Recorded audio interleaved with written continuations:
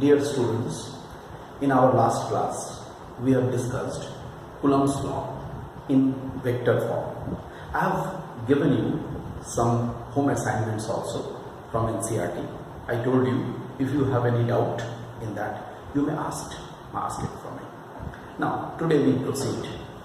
Just to recapitulate, just to remind you here, this is in our last class. Q1, Q2 are the two charges. F12 vector and F21 vector are acting opposite to each other. Considering these two were the like charges, because here the force of repulsion is taking place, you can see.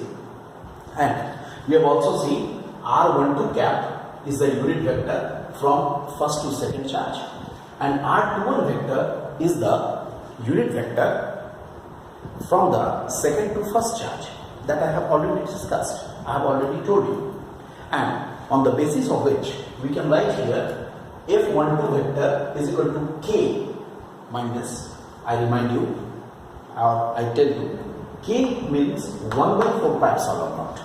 You know, this 1 by 4 pi epsilon naught, this term will be occurring always, again and again. So, what we are doing, we are not writing every time this 1 by 4 pi epsilon naught, but we are writing in place of that small k, whose numerical value is well known to you. Okay. Now, here I remind, this is F12 vector is equal to K Q1 Q2 by RQ, R21 vector, and F21 vector is equal to K Q1 Q2 by RQ into R12 vector. Already it is done. It is there in your previous notes. Now we proceed to the Coulomb's law in the position vector form. Look, it is the Coulomb's law in position vector form. I remind you what we are going to discuss. Coulomb's law. Coulomb's law in position vector form.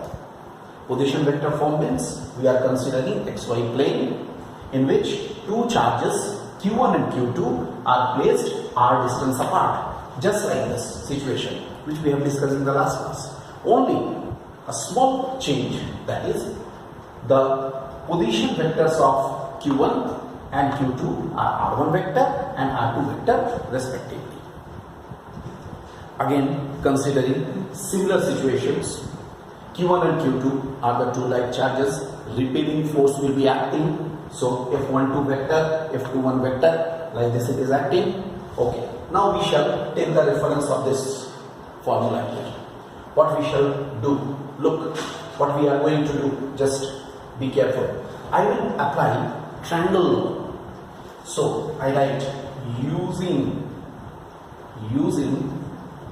triangle law of vectors.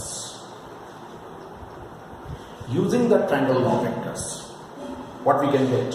We can get R1 vector plus R12 vector is equal to R2 vector. I hope you are agreed. R1 vector plus R12 vector will be definitely in this direction.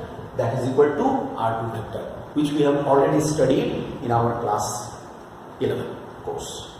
It is the triangle law of vectors. Then how much we can get? We can get R12 vector is equal to R2 vector minus R1 vector. Alright. Similarly, we can say R21 vector must be equal to R1 vector minus R2 vector. That can also be written. No problem. Also, here, R12 vector, its modulus, right? That should be equal to R21 vector, its modulus, and that must be equal to R. I hope modulus means the value. And when we are writing vector, means the direction. When we are writing modulus, means the value. Okay? just keeping in mind all these things. How these equations can be rewritten, I want to write these equations. Look, I think you have drawn this diagram. You can draw this diagram. You draw this diagram, okay? And after that, according to this diagram, now what we can say from here, I can write F12 vector must be equal to F12 vector must be equal to K Q1 Q2 by, just say by, what we will write here, R12 vector. R12 vector means here this is, see, I write R cube. R cube may be written the cube of this or this, that is, we shall write here R21 vector, we can write R21 vector here, see, R1 vector minus R2 vector, and here R1 vector minus R2 vector modulus cube. Look at this, how we have written. F12, I repeat, K as usual, Q1, Q2. First you put R21 vector. How much you are getting? R21 vector. R21 vector is this. R1 vector minus R2 vector. We are putting it like this. And its modulus. R is the modulus. So R1 vector minus R2 vector cube. I hope you are agreeing to this. Similarly, I just remove it from here. Similarly, I write here again. Similarly,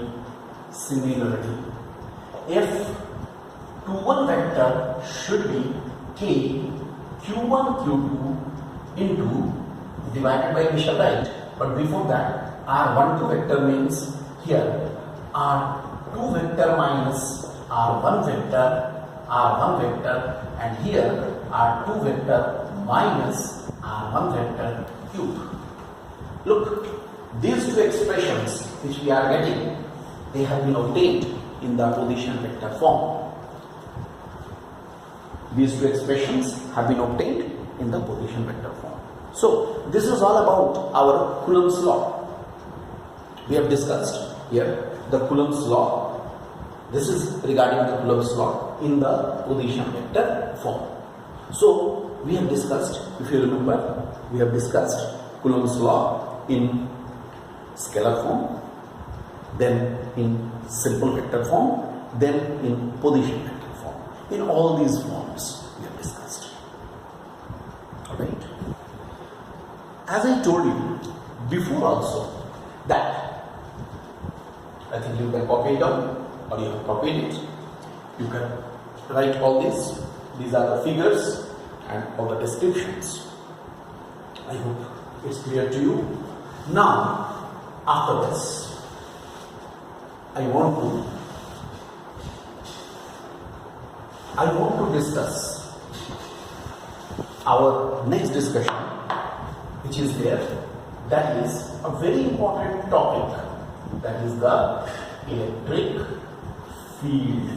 Okay, we shall discuss now the electric field.